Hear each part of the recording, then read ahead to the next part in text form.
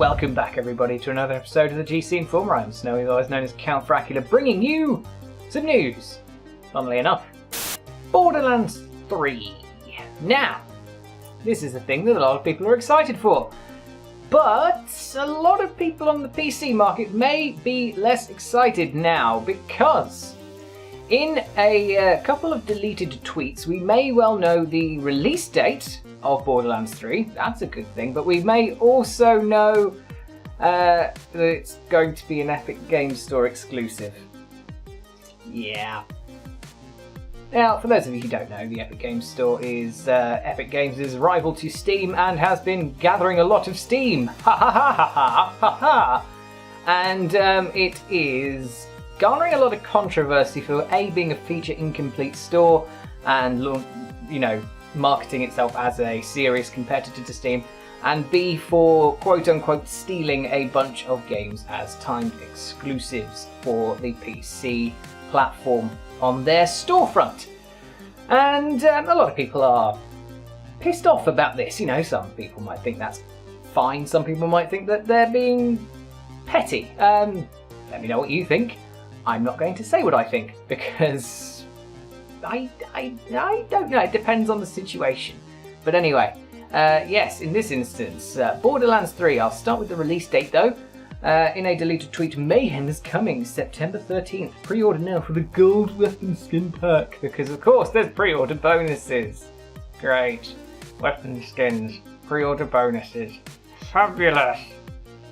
Still, September 13th, that is one of the fun things because it kind of flushes away that stupid conspiracy that people are going around. Oh boy. Listen to the newscast, the section of the newscast about Borderlands brings that up. Because, oh boy, that's some Half-Life 3 level bullshit conspiracy.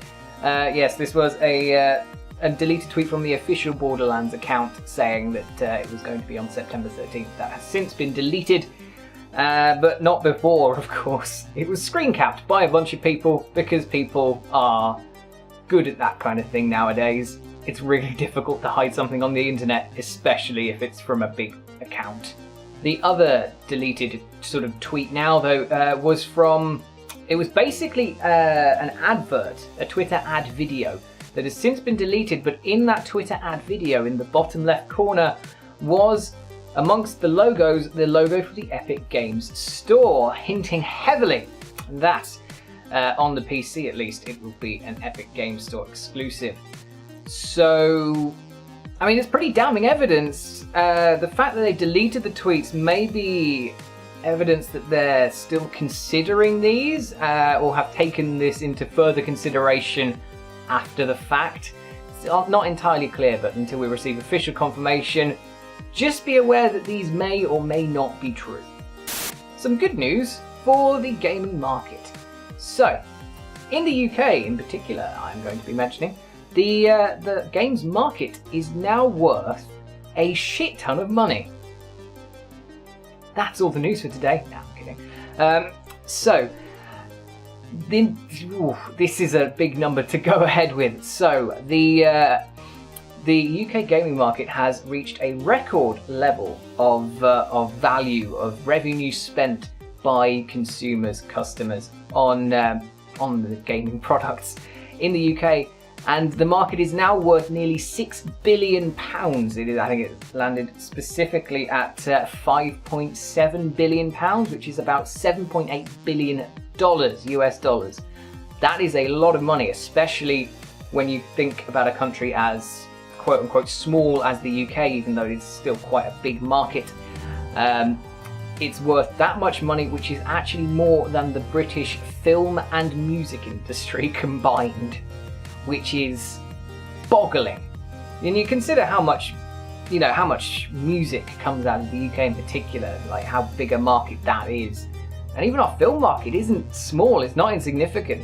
There's quite a lot of major films that are at least partly developed by British companies. So to consider that the film and the music industry in the UK are now combined, dwarfed by the gaming industry, is just another example of how much gaming has really captured the public and got into the pop culture zeitgeist. And as a gamer, quite happy to see that kind of thing. I mean, I love music, I love films. I'd say music and games for me are about level in terms of how much I value them in my life. But yeah, to see that kind of embracing of gaming is great to see. It does come with its fair share of controversy, but that's the price you pay for being popular. Valve now, and VR. So for those of you who aren't interested in VR, this is probably a good time to tune out. But for those of you who are interested in VR and consider it worth talking about, let us talk about Valve's leaked VR headset. And Valve, because of the leak, have had to confirm some of the details of this leak. Now, the headset itself is going to be called the Valve Index, apparently. It's a strange name. I don't know why they're calling it that, but that's the thing that they're calling it. To be fair, Vive is a bit of a weird name. And so is Oculus Rift. Yeah, it goes with the territory then, I suppose, really. This does come after the store page for the Index went live a little bit ahead of time, because it was actually scheduled to be revealed in May. That's a month away now. Oh god, where's time going? But yeah, the page went live when it wasn't supposed to, so Valve kind of had to go, yeah, this is a thing, but just wait until May, please, for more details.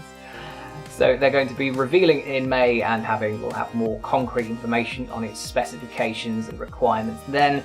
And it is also going to be, well, presumably going to be having a September release date. And this kind of makes me wonder what they're going to be doing with the Vive, because while the Vive is developed by HTC, they did have a very close relationship with Valve when it actually came to the Vive. They worked very closely together on these systems, and it's interesting to see that Valve wants to branch out on their own and do their own one. Maybe it'll work better with Steam's proprietary software, Steam VR, maybe it won't. But, you know, it's going to be interesting to have more competitors in the VR market, because, as we know, competition makes the market more competitive, and it ends up benefiting consumers more because people are trying to outdo each other and make people want to buy their products. And at the moment, there's only really 3 major players in the VR space. One of those is PlayStation VR, one of those is Oculus Rift, and the other is HTC with the Vive. There are other headsets, but they really aren't as sort of prominent in this marketplace. You do have things like HoloLens, but HoloLens is sort of in a market on its own, very much like when you look at Nintendo and the Switch.